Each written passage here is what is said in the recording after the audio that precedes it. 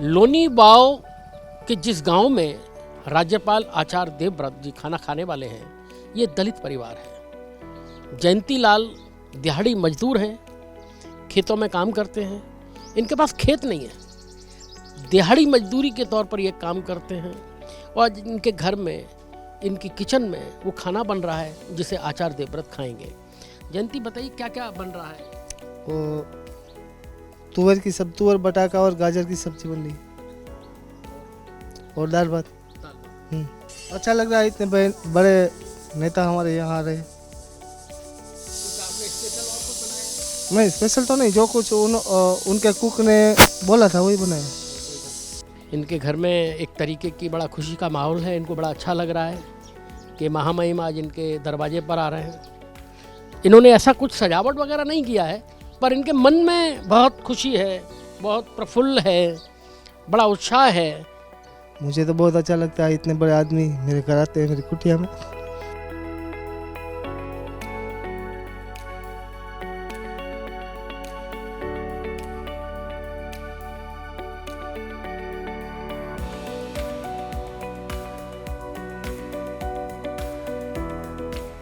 एक smart class है और मैं यहाँ देख रहा हूँ, ना तो कोई रंगाई हुई है, ना पुताई हुई है, एकदम बिल्कुल रॉ है जैसा था।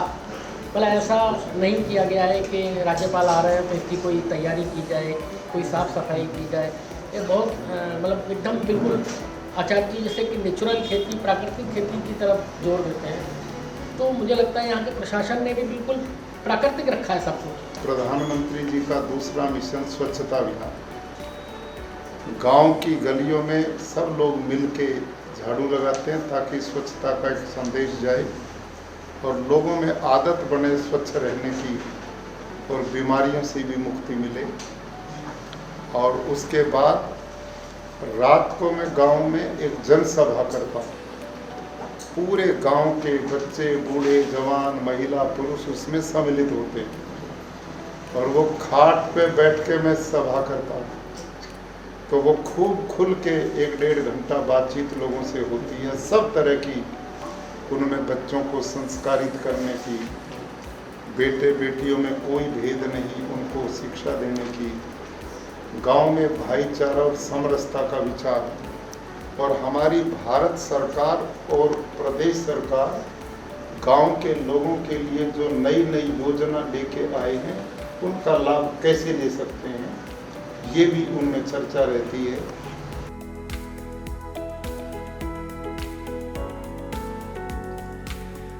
गांव में दलित परिवार के जयंती भाई दिहाड़ी मजदूर हैं।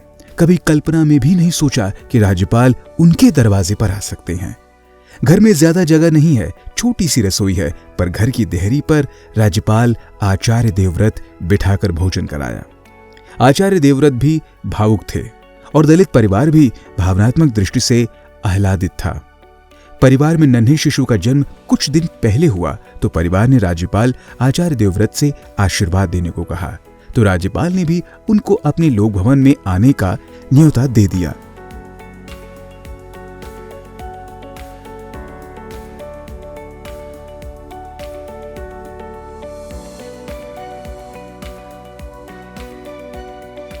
हाँ, राज्यपाल साहब आपके यहाँ खाना खाने आए, कैसा लगा? बहुत अच्छा लगा। क्या बोल के गए? बहुत शुक्रिया ऐसा बोल के गए।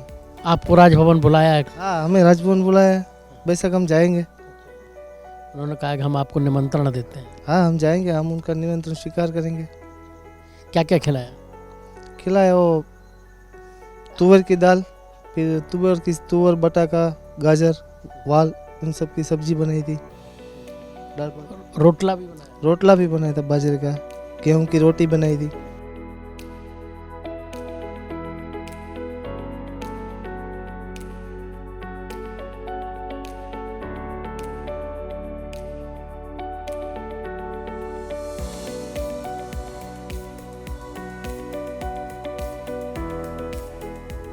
राजभवन लोक भवन में तब्दील हो रहे हैं। प्रधानमंत्री नरेंद्र मोदी चाहते हैं शासन जनता के लिए हो, तो राजभवन में बैठ के शासन नहीं, बल्कि अब लोक भवन की तरह काम कैसे कर रहे हैं राजभवन, इसके लिए हम चलते हैं गुजरात, जहाँ गुजरात के राज्यपाल राजभवन से गांव आते हैं। राजकोट के छोटे से गांव में लूलाबाड़ा गांव, जहां वो रुकते हैं, गांव के लोगों से मिलते हैं और एक प्राइमरी स्कूल में रात्रि विश्राम करते हैं। ये बदलती हुई कार्य संस्कृति का नज़ारा है, जहां शासन जनता के लिए, तो जनता के बीच में जाने वाला ऐसा पहला राज्य है जो गुजरात, जहां जनता की समस्याएं सुनने के लिए खुद राज्यपाल निकल पड़े हैं। वो रात बिताते हैं कि स्कूल में, सुबह किसान के यहाँ जाते हैं, वहाँ गाय दुहते हैं, चारा काटते हैं। ये सब कुछ ये जताता है कि कैसे कार्य संस्कृति बदल रही है, राजभवन में बैठकर के नहीं बल्कि गांव के लोगों के बीच में, गरीबों के बीच में वो किस तरह आकर के यहाँ रहते हैं। इससे ये लगता है कि वाकई कार्य संस्कृति बदल रही है। गुजरात राज्य के गवर्नर श्री आचार्य देवव्रत जी पधारने वाले हैं। यहाँ पर साहब रात को ठहरेंगे और बाद में 3 बजे आएंगे। 5 बजे वृक्षारोपण का कार्यक्रम है। उसके बाद गांव की स्वच्छता का कार्यक्रम है, स्वच्छता अभियान है। उसके बाद सर है वो गांव के एक गरीब परिवार के घर खाना खाने जाएंगे और बाद में शाम को वो गांव के लोगों के साथ संवाद करेंगे। खास करके सर का जो मोटिव है वो है कि लोग हैं वो प्राकृतिक खेती के लिए आगे बढ़े, जंतुनाशक दवा का इस्तेमाल कम करें और हम जो कुदरत से दूर हुए हैं तो कुदरत के गोद में फिर से हम वापस जाए, इस जागृति के लिए सर ये गांव में आ रहे हैं। इतने बड़े ओहदे पर सर है, फिर भी वो एक छोटी सी स्कूल में, हमारा सौभाग्य है कि वो एक छोटी सी स्कूल में ठहरने वाले हैं और हमारे गांव को, हमारे बच्चों को इसका लाभ मिलेगा। सुबह को सर है वो खेत पे जाएंगे, वहाँ पर वो गाय को दोहेंगे, खेती के काम करेंगे और किस तरह से खेती होती है वो जानेंगे और जो किसान लोग हैं उसको मार्गदर्शन देंगे। तो हमारे गांव में भी एक खुशी का माहौल है कि महामहिम जो हमारे राज्यपाल है वो हमारे गांव की मुलाकात ले रहे हैं और लोगों में भी उत्साह काफ़ी देखने को मिलता है। गुजरात राजभवन कैसे लोक भवन में तब्दील हुआ है, इसके लिए आपको ले चलते हैं गांधीनगर से 270 किलोमीटर दूर राजकोट के गोंडल तालुका के छोटे से गांव लुनीलाव में। छोटा गांव है, ज्यादातर लोग खेती करते हैं। यहाँ एक छोटा सा प्राइमरी स्कूल है जिसके कमरे में राज्यपाल रात्रि विश्राम के लिए रुके हैं। 150 बच्चे पढ़ते हैं। वहां न कोई पंडाल, न कोई वीआईपी के आने का तामझाम है। वहां कोई स्टेज भी नहीं है। सब कुछ जैसा था वैसा ही है। शायद राज्यपाल सही मायने में यह बता देना चाहते थे, जिस तरह गांव के लोग रहते हैं मैं भी ठीक वैसे ही रहूंगा। जिस कमरे में राज्यपाल ठहरे हैं उस कमरे की कोई रंगाई और पुताई तक नहीं की गई। प्रधानमंत्री नरेंद्र मोदी के ग्राम कल्याण कार्यक्रम के तहत राज्यपाल आचार्य देवव्रत ने विद्यालय प्रांगण में एक पेड़ मां के नाम पौधरोपण भी किया। पेड़ तो बहुत लोग लगाते हैं, पर लगा के छोड़ देते हैं और वो मर जाते हैं। अब ये जिंदा रखना ठीक है, बहुत अच्छा। इस अभियान में जो पौधे लगे उनकी देखभाल स्कूल के विद्यार्थियों की टोली करेगी। एक गांव लोनीवाव में राज्यपाल आचार्य देवव्रत आज रात्रि विश्राम के लिए आ रहे हैं। वो यहाँ रात रुकेंगे, वृक्षारोपण करेंगे, गांव के लोगों के साथ संवाद करेंगे। प्राकृतिक खेती का उनका मिशन है। प्राकृतिक खेती देश में कैसे आगे बढ़े, प्राकृतिक खेती कैसे अपना किसानों के लिए लाभदायक हो, वो उसके गुण बताएंगे। किसानों से संवाद करेंगे, गरीबों से संवाद करेंगे और वो एक दलित के घर में खाना खाएंगे। इस गांव के लोग बड़े उत्साहित हैं। इन लोगों को बड़ा अच्छा लग रहा है कि कोई राजभवन से निकलकर कोई राज्यपाल, कोई गवर्नर हमारे एक छोटे से गांव में आया है और वो भी प्राइमरी स्कूल में ठहरने के लिए। कैसा लग रहा है आपको? बहुत सारू। कि आप सरकार के पास जाते थे, सरकार आपके पास आ रही है, तब कैसा लग रहा है? बहुत अच्छा लगता है बहुत अच्छा लगता है। वो मोदी जी आपके पास आता है। जो है वो प्राकृतिक खेती के बारे में जो आचार्य जी आ रहे हैं वो हमारे लुनीवाव गांव का सौभाग्य है।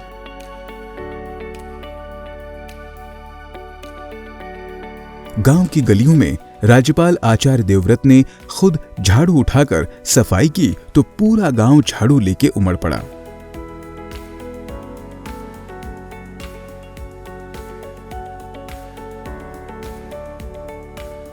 गुजरात के राज्यपाल आचार्य देवव्रत इस गांव में खुद झाड़ू लगा के एक सफाई अभियान की शुरुआत कर रहे हैं।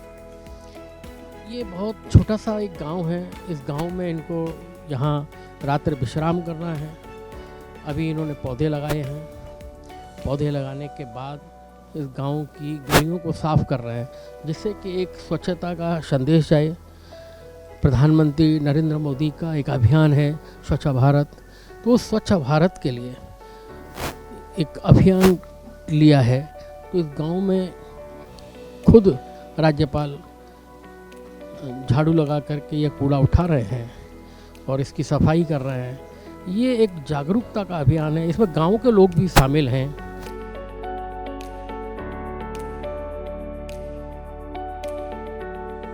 और पर्यावरण को बचाने के कारण बहुत बड़ा देश है। भगवान ने सब कुछ यहाँ दिया है।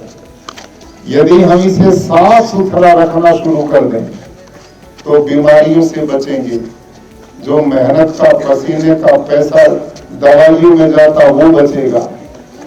और आप अब स्वयं देखो, यही गली और जब हम गए तो कैसे पॉलीथीन गंदगी से भरपूर दिखाई पड़ती थी, किसी को भी अच्छा नहीं लगता। और अब हम सब ने मिलकर जाडेजा साहब, सरपंच साहब, क्या नाम आपका, राजेंद्र सिंह जी, और आप सब, हमारी स्वयं बहन प्रवीणा बहन, डीएम महोदय, हम सब उसमें लग गए झाड़ू लगाने। तो अब उसी गली में जाओ, कितना सुंदर आपको लगेगा, स्वच्छ लगेगा। हम गांधी जी के प्रदेश के लोग हैं।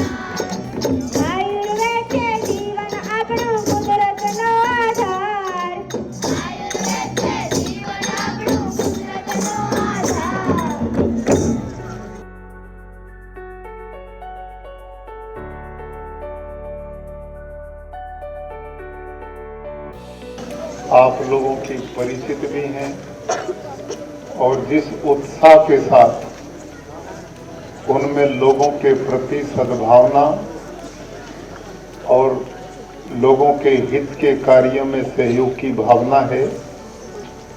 महिला होते हुए भी मैंने उनसे निवेदन किया था कि बहन अब रात होगी, आप चले जाएं, लेकिन उन्होंने कहा नहीं, ये मेरा क्षेत्र है, आप मेरे क्षेत्र में आए हैं और ये लोगों के कल्याण का कार्यक्रम, इसमें मैं भी इस सारे कार्यक्रम में रहूंगी।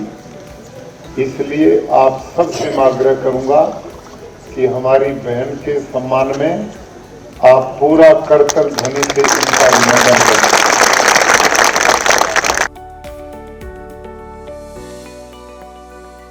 लोनी गांव के बीचों बीच चबूतरा है।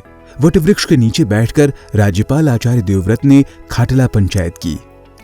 गांव के लोगों के साथ बेहद आत्मीय ढंग से सामाजिक समरसता और प्राकृतिक खेती के गुर दिए।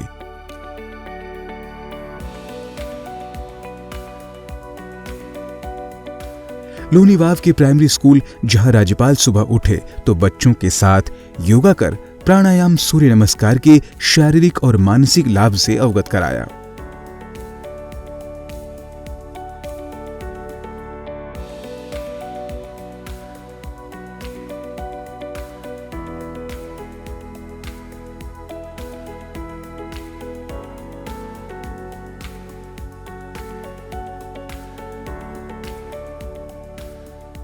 प्राकृतिक खेती कर रहे किसान के घर बैलगाड़ी से चलकर गए।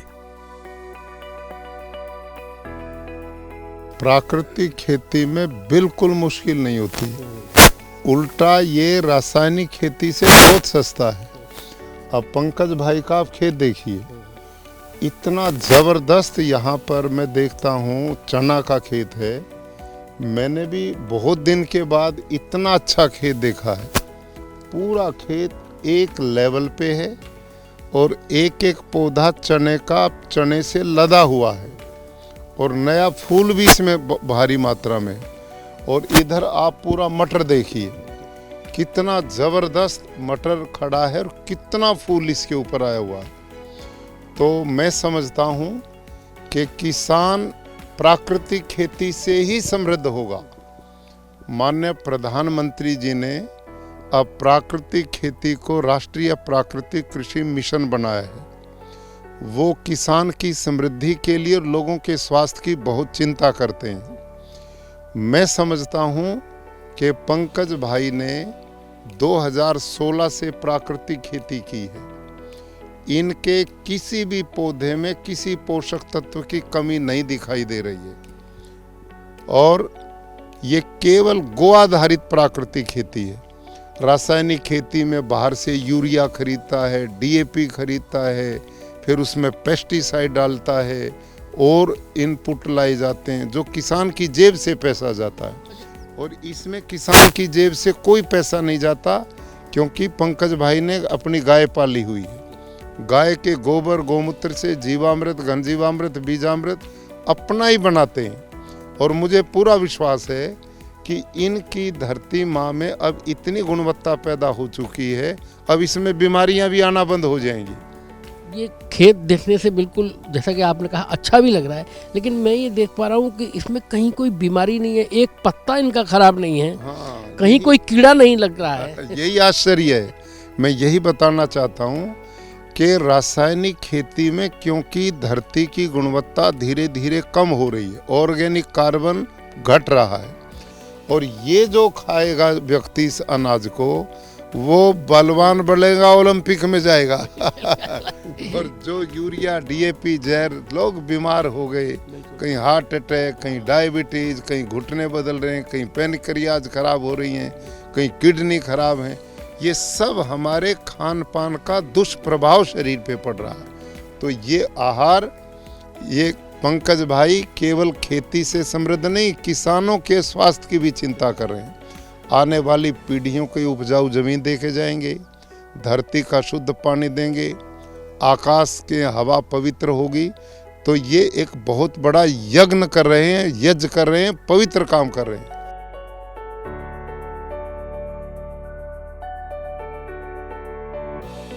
और गौ माता की सेवा कर खुद दूध दोहने बैठ गए।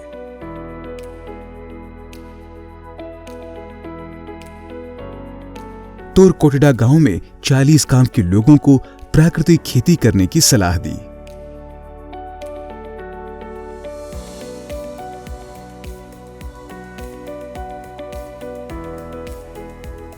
राजभवन का नाम आते ही महामहिम गवर्नर की शान शौकत का ख्याल आ जाता है। ब्रिटिश राज से चली आ रही परंपरा में गुलामी की झलक थी, पर आजादी के अमृत महोत्सव काल में प्रधानमंत्री नरेंद्र मोदी ने शासन जनता के लिए है का भाव जगाया। भारत के इतिहास में 1 दिसंबर 2025 का दिन एक महत्वपूर्ण बदलाव के रूप में दर्ज हो गया है, क्योंकि देश भर के सभी राज्यों के राजभवनों का नाम बदलकर लोक भवन कर दिया गया। राजभवन की 4 दीवारी से निकलकर शासन अब जनता के बीच, जनता के लिए आ गया। खुली हवा में लोकतंत्र तब ज्यादा पुष्पित और पल्लवित हुआ कि राजभवन से निकलकर एक राज्यपाल अपनी सुख सुविधा त्याग कर दूर के गांव में जाकर ग्रामीणों के बीच में रहे। गांव के प्राइमरी स्कूल में रात बिताए और दलित के घर भोजन करे, तो ये एहसास और ज्यादा मजबूत हुआ कि वाकई सबका साथ सबका विकास केवल नारा नहीं है। जनमानस का एहसास तब हकीकत के विश्वास में बदला कि शासन में हमारी भी हिस्सेदारी है। नए भारत के निर्माण के लिए शासन जनता के प्रति समर्पित रहे, तभी नए भारत का उदय संभव है। तब मोदी है तो मुमकिन है का एहसास और ज्यादा सार्थक लगने लगा। गुजरात का लोक भवन अभी चर्चा में है। यह देश का पहला ऐसा राज्य है जहां के राज्यपाल आचार्य देवव्रत ने प्रधानमंत्री नरेंद्र मोदी के भावों को सीधे जनता के बीच ले जाने की ठानी है। राज्यपाल आचार्य देवव्रत हर हफ्ते एक गांव में जाते हैं, वहां रात गुजारते हैं। 23 गांव में अब तक रात गुजार चुके हैं। गांव के लोगों के साथ पंचायत करते हैं और दलित के घर खाना खाते हैं। यही नहीं, प्राकृतिक खेती को बढ़ावा देने के लिए किसान के फार्म पर जाकर एक साधारण किसान की तरह गाय भी दोहते हैं। राज्यपाल आचार्य प्राइमरी विद्यालय में ही ठहरते हैं, संत की तरह बिल्कुल न्यूनतम सुविधा में रहते हैं। गांव में स्वच्छता अभियान चलाते हैं। रात को ग्रामीणों के साथ पंचायत में प्राकृतिक खेती के गुर सिखाते हैं। एक सहज, सरल और सौम्य राज्यपाल अपनी राज्य भवन की शान शौकत छोड़कर किसानों के बीच किसान के बेटे की तरह काम करते हैं। गांव के लोग उनके मुरीद हो जाते हैं। लगता ही नहीं कि कोई गवर्नर आया है। और जंगल का पेड़ हरे भरा है, जब समय आता है तो फलों से लद जाता है। और जंगल के पेड़ के किसी एक पत्ते को तोड़ो और प्रयोगशाला में लेके जाओ, उसमें एक भी पोषक तत्व की कमी नहीं मिलती। Phosphorus, zinc, potash, magnesium, iron, copper, जो पोषक तत्व पौधे को चाहिए सब कुछ उसमें। वो कहां से आ गए बताओ? कहां से आए हैं जंगल में? वो प्रकृति से आए हैं, भगवान की व्यवस्था से आए हैं। वहां जंगल में हम जैसे समझदार आदमियों का प्रवेश नहीं हुआ है। जिस दिन हम समझदार वहां जाएंगे वो भी बर्बाद हो जाएंगे, वहां भी बंटाधार हो जाएगा। वहां हमारा दखल नहीं है, इसलिए ना वहां कोई जुताई करता है, ना वहां कोई ट्रैक्टर चलाता, ना कोई हल चलाता, कोई दखल नहीं है। और जब हमारा दखल नहीं है तो वहां क्या होता है? पतझड़ आता, सब पत्ते गिर जाते हैं और धरती पर आच्छादन हो जाता है। सारी धरती पे मल्चिंग हो जाता है और उस मल्चिंग के नीचे वापसा बनता है, नेचुरल वापसा बनता है।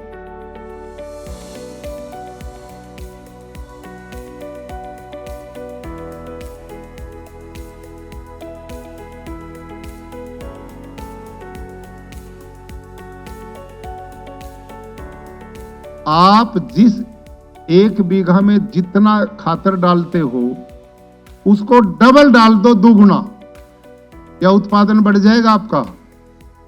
हैं? तो यही हालत होगी। अब नहीं बढ़ेगा आपका। क्यों नहीं बढ़ेगा? क्योंकि इसको ध्यान से समझो मेरी बात को, भाई और बहनों, माताओं, ये जो धरती माँ है ना, इसमें पौधे का भोजन बनाने का काम सूक्ष्म जीवाणु करते हैं। अळसिया करता है केचुआ, मित्र कीट करते हैं, और वो सारे आपने मार दिए। जब भोजन बनाने वाला ही मार दिया तो भोजन कौन बनाएगा पौधे का? ये सोचना चाहिए। दूसरी बात, ये यूरिया, डीएपी जब खेत में डालते हो ना आप, ये सीधा भोजन, पौधे का भोजन नहीं बनता। इसमें से 40% पौधा लेता है और 60% या तो हवा में हवा को जहरीली बनाता है या धरती में जाके पानी को जहरीला बनाता है।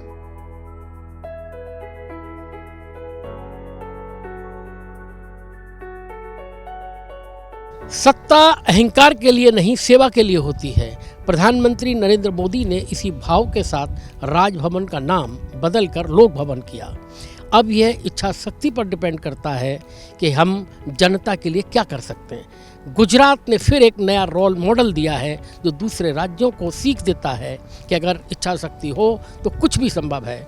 गुजरात के राज्यपाल आचार्य देवव्रत हफ्ते में 1 दिन गांव में रुकते हैं, प्राइमरी स्कूल में ठहरते हैं, दलित के यहाँ भोजन करते हैं। ये एक अनोखा उदाहरण दूसरे राज्यों के लिए है कि अगर आप चाहें तो कुछ भी संभव है।